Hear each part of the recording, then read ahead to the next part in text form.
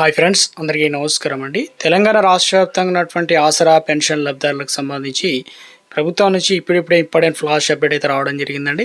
ఈరోజు తేదీ చూసుకున్నట్లయితే జూలై 22వ తారీఖు అండి. టాప్ 5 ముఖ్య అప్డేట్స్ కూడా రావడం జరిగింది. సో వీడియోను చివరి వరకు చూడండి, ఇన్ఫర్మేషన్ అయితే అర్థమవుతుంది. మొదటిసారిగా ఛానల్ చూసినట్లయితే వీడియో కింద నల్ల కలర్ సబ్స్క్రైబ్ బటన్ అయితే ఉంటుంది, దానిపైన నొక్కండి.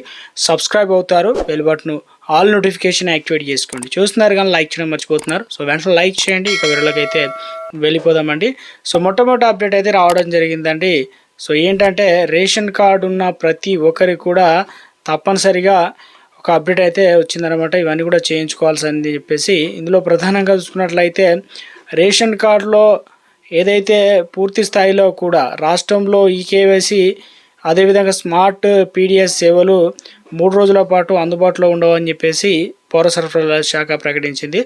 సో ఎందుకంటే రాష్ట్ర వ్యాప్తంగా ఈ కేవైసీ ప్రాసెస్ అనేది మన కార్డు ఉంటుంది. బియ్యం తీసుకోవాలన్నా కూడా రైస్ అంటే ఇప్పుడు ఏదైనా రేషన్ బియ్యం మనకు ప్రతి ఒక్కరికి కూడా 6 కిలోల బియ్యం అయితే అందజేస్తున్నారు కదా. సో అందుకని చెప్పేసి కుటుంబంలో ఎంతమంది ఉంటే అంతమంది ఈ కేవైసీ ప్రాసెస్ అయితే చేసుకోవాలన్నమాట. సో తెలంగాణ రాష్ట్ర వ్యాప్తంగా ఇంకా చేసుకొని వారి సంఖ్య ఎక్కువగానే ఉన్నట్టు చెప్తున్నారు. అయితే 3 రోజుల్లోనే ముఖ్యంగా ఈ సేవలు కూడా బంద్ అన్నట్టు చెప్తున్నారు. ఎందుకు ఏంటంటే రాష్ట్ర ప్లాట్ఫామ్ నుంచి కేంద్ర ప్లాట్ఫారానికి మారుస్తున్నట్లు జూలై 21 నుంచి 22, 23 తేదీల్లో పై సేవలు నిలిపివేస్తున్నట్లు పౌర సరఫరాల శాఖ అయితే తెలియడం జరిగింది. ఒకవేళ ఈ కేవైసీ ప్రాసెస్ కనుక కావడం లేదు, ఏదైనా ప్రాబ్లమ్స్ ఉన్నాయని చెప్పేసి ఎవరు కూడా ఇబ్బంది పడిన అవసరం లేదు. ఎందుకంటే సో అదనపు డైరెక్టర్ ఉత్తర్వులు అయితే జారీ చేయడం జరిగిందనమాట. సో ఇక 3 రోజుల పాటు రేషన్ కార్డులో ఈ కేవైసీ నమోదు కావచ్చు. స్మార్ట్ బీడీఎస్ ఇక స్మార్ట్ పోర్టల్లో సేవలు పూర్తిగా నిలిచిపోయాయని చెప్పేసి చౌకదారు దుకాణాల్లో రేషన్ డీలర్ వద్ద ఈ కేవైసీ కోసం ఇక పిలవద్దని సూచించినదనమాట. సో మైగ్రేషన్ ప్రక్రియ పూర్తయిన తర్వాత కొత్త తేదీలో సమాచారం ఇవ్వాలని చెప్పేసి జూలై 24 తేదీ నుంచి సేవలు మళ్ళీ కూడా స్టార్ట్ అవుతాయని చెప్పేసి అప్డేట్ అయితే రావడం జరిగిందండి. ఇందులో వచ్చేసి ఓటర్లకు సంబంధించి ఎన్యుమరేషన్ ఫామ్ అయితే ఉంది కదా, ఇందుకు సంబంధించి ఒక లేటెస్ట్ అప్డేట్ అయితే ఇవ్వడం జరిగింది. రాష్ట్ర ఎన్నికల అధికారి కీలక అప్డేట్ అయితే ఇవ్వడం జరిగింది. ఏం చెప్తున్నారు ఏంటంటే రాష్ట్రంలో నిర్వహిస్తున్న స్పెషల్ ఇన్సెంటివ్ రివిజన్, దాని పేరే ఎస్ఆర్ అని పిలుస్తారు, 2026 సంబంధించి కార్యక్రమం సో నిర్దేశ గడువులో సకాలం పూర్తి చేయాలని చెప్పేసి సంబంధిత అధికారులకు రాష్ట్ర ఎన్నికల సంఘం ఆదేశాలు జారీ చేశారు. సో ఇక మరో 10 రోజులు గడువు అనేది పొడిగించారు కాబట్టి సో యాక్చువల్గా 24 తారీఖు అంటే మరొక 2 రోజుల్లో ముగాల్సి అయితే ఉండేటువంటి టైంను మరో ఆగస్టులో వరకు పొడిగించారు కదా.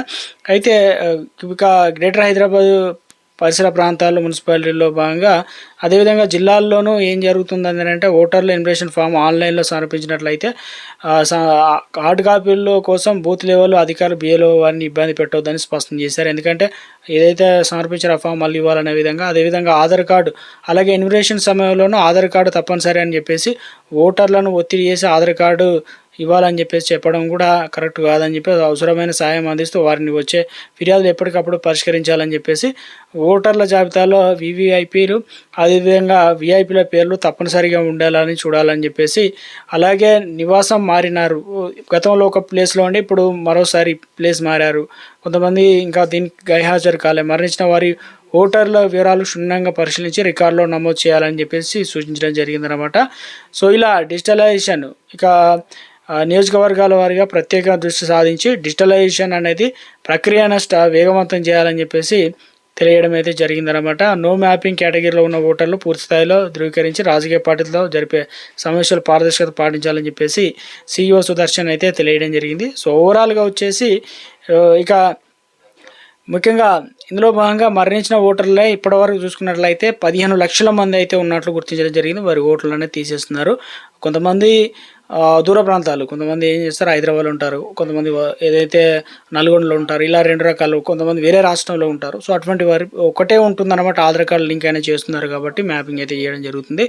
సో మీ ఈ ఎస్ఐఆర్ ఫామ్ సంబంధించి బిఏలోకి అందజేశారు కదా, అయితే ఎస్ఐఆర్ స్టాటస్ ఏంటనేది మనం తెలుసుకోవచ్చు అనమాట. మనం ఆన్లైన్లో అది నమోదు చేశారా లేదనేది కూడా తెలుసుకోవడానికి అవకాశాలు అయితే ఉందన్నమాట. సో ఇందులో భాగంగానే చూసుకున్నట్లయితే ఆగస్టు 3 వరకు అయితే అవకాశం ఇచ్చారు. జూలై 24 నుంచి ఆగస్టు 3 వరకు అయితే చేశారు కదా.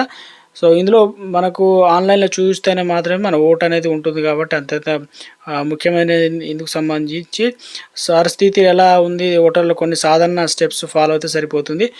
ఇక ఎపిక్ ఎల్క్రోడ్ అంటే ఎలక్ట్రికల్ ఫోటో ఐడెంటిటీ కార్డు నెంబర్ను సిద్ధం చేసుకోవాలి. మన కార్డు పైన ఎపిక్ నెంబర్ ఉంటుంది. మీ మొబైల్ నెంబర్, ఫోన్ నెంబర్ నుండి ఏదైతే ఈసీఐ ఈపీఐసి నంబర్ అనేది టైప్ చేసి 1950 అనేటువంటి నెంబర్కి ఎస్ఎంఎస్ పంపాలి. మన మొబైల్లో ఉంటుంది కదా, ఆ నెంబర్ పంపితే, ఉదాహరణకు మీ ఎపిక్ నెంబర్ వచ్చేసి XYZ 1234567 అనుకుంటే మీరు ఈసీఐ సంబంధించి XYZ 123 అని టైప్ చేయాలి.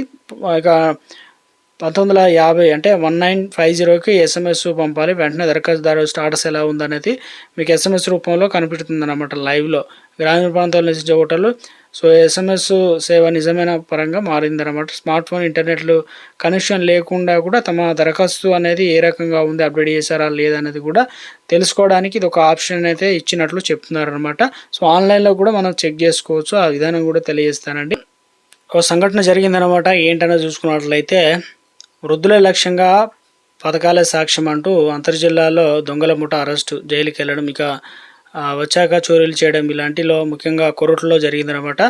సో మాయమాటలు చెప్పి చోరీలు చేయడంలో ఈ ముఠ దిట్ట అన్నమాట. వీరిలో ఒక నిందితుడిపైన ఏకంగా 100 చోరీ కేసులు అయితే ఉన్నట్టు చెప్తున్నారు. వృద్ధులే లక్ష్యంగా వారితో చాకచక్యంగా మాటలు కలిపి ప్రభుత్వ పథకాలు పేరిట మాయమాటలు చెప్పి బంగారం ఎత్తుకెళ్లడం ఈ దొంగ తీరనమాట. ఈ దొంగ సెల్ ఫోన్ ఎక్కడ వాడకపోవడం గమనార్హం. అయినప్పటికీ కొరట్ల పోలీసులు చాకచక్యంగా నిందితుడిని పట్టుకున్నారు. చోరీలు చేయడం, జైలుకి వెళ్ళడం, విడుదలయ్యాక మళ్ళీ చోరీలు పాల్పడుతున్న అల్లెపు కృష్ణ మరో 2 ముఠా సభ్యులను పోలీసులు మంగళవారం అయితే అరెస్ట్ చేయడం జరిగిందనమాట. మొత్తం మీద అయితే అంటే ముఖ్యంగా రద్దీగా ఉన్న ప్రాంతాల్లో వృద్ధుల వద్దకు వచ్చి ప్రభుత్వ సంక్షేమ పథకాల పేరిట నమ్మించి చోరీలో పాల్పడడం ప్రవృత్తిగా చేసుకున్నాడు. ఈ నెల 16న కొరట్లలో బస్టాండ్ల వద్ద అల్లెపు కృష్ణ, కుంద శ్రీకాంత్, అల్లెపు రాజ్ కుమార్ 70 ఏళ్ల వృద్ధురాలని పరిచయం చేసుకున్నారు. ఇలా పింఛన్ కోసం 2,000 రూపాయల నుంచి 4,000 చేస్తామని చెప్పేసి నమ్మించి నమ్మబలికారట. సో ఆమెను కొరట్లలోని SBI బ్యాంక్ వద్దకు తీసుకెళ్లాడు. ఫోటోలు దిగాలని, ఇక అదేవిధంగా ఆభరణాలు వంటిపై ఉంటే కనుక పింఛన్లు రాదని చెప్పి ఆమె మెడలో ఉన్న బంగారం గొలుసును తీసుకున్నాడు. పింఛన్ ఫారంలు తెస్తానని అక్కడి నుంచి పరారయ్యారనమాట. వారు తిరిగి రాకపోవడంతో మోసపోయారని చెప్పేసి గుర్తించిన వృద్ధురాలు కొరట్లలో పోలీస్ స్టేషన్లో ఫిర్యాదు చేయడం జరిగిందనమాట. సో అందరూ కూడా ఇక జాగ్రత్త అయితే ఉండాలన్నమాట. సో ఇలాంటి సంఘటనలు కూడా జరుగుతుందని చెప్పేసి. సో ఇక మరో అప్డేట్ అయితే రావడం జరిగిందండి. సో తెలంగాణ రాష్ట్ర వ్యాప్తంగా పింఛన్లకు సంబంధించినటువంటి పంపిణీ ఎప్పటి నుంచి ఉండబోతుంది ఏంటనేది చెప్పేసి చాలామంది అయితే అడుగుతున్నారు. అదే రాష్ట్ర వ్యాప్తంగా చూసుకున్నట్లయితే ఈరోజు మనకు జూలై 22వ తారీఖు కాబట్టి పెన్షన్లకు సంబంధించి సమయం అయితే కావడం జరిగింది. సో పోయిన నెల అయితే 23, 22 తారీఖులు అయితే రావడం జరిగింది. ఇప్పుడు కూడా మనకు పెన్షన్లు అనేది ఇస్తారన్నమాట. సో ఎంత అనేది 2,016 రూపాయలు, 4,016 రూపాయలు పాత బకాయిలు మాత్రమే. అంటే ప్రతి నెల ఎలా ఇస్తున్నారో అలాంటి విధానం అయితే కొనసాగిస్తారు. కానీ కొంతమందికి మాత్రం కొన్ని మార్పులు చేశారు. అది ఎలా అంటే, మన ఆన్లైన్లో అనేది తప్పనిసరిగా స్టాటస్ అనేది ఉంటుంది. అందులో స్టాటస్లో లైవ్ అనేటువంటి ఆప్షన్ అయితే ఉండాలన్నమాట. అటువంటి వారికి పెన్షన్లు ఈ నెల అయితే అందించడం జరుగుతుందన్నమాట. కొంతమందికి నిన్న తీసుకున్నారు అని చెప్పేసి చెప్తున్నారు. ఇంకా కొంతమందికి అయితే రాలేదని చెప్తున్నారు. ఈరోజు మరియు రేపు కూడా అప్డేట్ అవుతాయి కాబట్టి అఫీషియల్గా జియో అయితే రిలీజ్ చేస్తారు. సో అది వచ్చిన వెంటనే మీకు వీడియో రూపంలో కూడా తెలియసే ప్రయత్నం అయితే చేయడం జరుగుతుందన్నమాట. ఇక మరొక అప్డేట్ అయితే ఇవ్వడం జరిగిందండి. మహిళలకు సంబంధించి 2,500 పథకానికి సంబంధించి చాలామంది వెయిట్ చేస్తున్నాం కదా ఈ పథకానికి సంబంధించి. సో అంటే ఒక్కొక్కరిగా 2,500 రూపాయలు అనేది ప్రతి నెల కూడా అందజేస్తామని చెప్పడం అయితే జరిగింది. ప్రభుత్వం ఏర్పడి దాదాపుగా 3 సంవత్సరాలు అవుతుంది. ఇక ఇవ్వడం అయితే అంటే ఇప్పుడు వాయిదాల రూపంలో కొనసాగుతుంది అనమాట. మరి ఎప్పుడు ఇస్తారు, అదేవిధంగా దీనికి సంబంధించి ఒక కీలకంగా గ్రీన్ సిగ్నల్ వచ్చినట్లు అప్డేట్ అయితే రావడం జరిగింది అనమాట.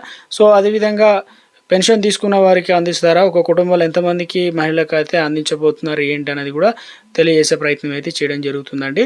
సో ఇక్కడ వచ్చేసి ప్రభుత్వం నుంచి ఎప్పటికప్పుడు ఏ చిన్న ప్రభుత్వ పథకాలు వచ్చినాయో తెలియజేసే ప్రయత్నం అయితే చేస్తారు. సో ముఖ్యంగా అర్హతలు ఏముండాలి ఏంటనేది చూసుకున్నట్లయితే 18 సంవత్సరాలు నిండి ఉండాలి. అదేవిధంగా 56 సంవత్సరాల వరకు అయితే ఉండాలి. ప్రతి నెల కూడా మనకి ఏం చేస్తున్నారంటే 2,500 రూపాయల పథకం కాబట్టి ఈ పథకానికి సంవత్సరానికి 30,000 రూపాయల వరకు అయితే ప్రభుత్వం అనేది ఇవ్వడానికి అన్ని ఏర్పాట్లు అయితే చేసినట్లు చెప్తున్నారు. ఈ పథకానికి సంబంధించి 10,000 కోట్లు అయితే అవసరం పడుతుంది. సో అందుకని చెప్పేసి నిధుల కొరత వల్లనే ప్రభుత్వం వాయిదాల రూపంలో కొనసాగిస్తుంది. అయితే ఈ ప్రూఫ్స్, ఈ డాక్యుమెంట్లు మనం సిద్ధం చేసి పెట్టుకోవాలన్నమాట. అప్పుడు మాత్రం మనకు రావడానికి అవకాశాలు అయితే ఉంది. మన దగ్గర వచ్చేసి రేషన్ కార్డు, అదేవిధంగా ఆధార్ కార్డు, బ్యాంక్ అకౌంటు, ఇక క్యాస్ట్ ఇన్కమ్ సర్టిఫికేట్లు కావచ్చు, ఓటర్ ఐడి కావచ్చు, ఫోన్ నెంబరు, పాస్పోర్ట్ కావచ్చు, ఇవన్నీ కూడా సిద్ధం చేసి ఉంచుకోవాలన్నమాట. సో ఇక రాష్ట్ర వ్యాప్తంగా 56 సంవత్సరాలు ఉన్న వారికి మాత్రమే ఇస్తారు. ఎందుకంటే 50 నుంచి పెన్షన్ అనేది అందించడం జరుగుతుంది. కుటుంబాలు ఎంతమంది ఉంటే అంతమందికి అయితే ఇవ్వడం అయితే జరుగుతుంది అనమాట మహిళలందరికీ కూడా.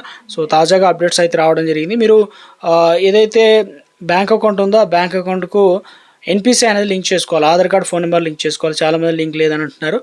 కొత్త అకౌంట్ అనేది తీసుకున్నా పర్లేదన్నమాట. ప్రభుత్వం నుంచి ఆసరా పెన్షన్లకు సంబంధించి మనకు ఆగస్టులోనే ఈ కొత్త పెన్షన్లతో పాటు 2500 రూపాయల పథకాన్ని కూడా త్వరలో మంజూరు చేయడానికి అవకాశాలు అయితే ఉన్నట్లు అప్డేట్స్ అయితే రావడం జరిగింది. దరఖాస్తులో పరిశీలించనున్నారట.